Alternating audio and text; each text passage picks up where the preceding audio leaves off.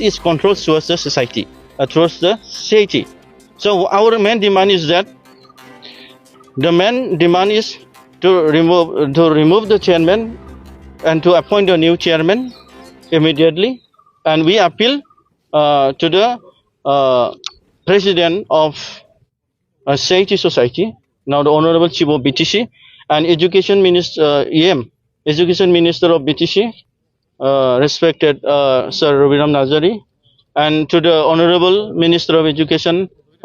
respected Ronas Pegu, to take and to look out the matters of society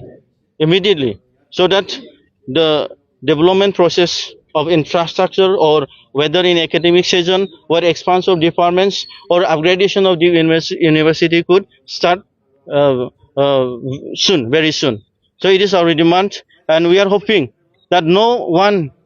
in the administration of CIT should do any mischievous things, because it is our a product of long struggles and sacrifice of our precious blood of the local indigenous people of this region. And we appeal to the Ministry of Education, Government of India, to look these matters as soon as possible, and to change the chairman, and to appoint new director, and to appoint new chair register in the society. And we also like to appeal once more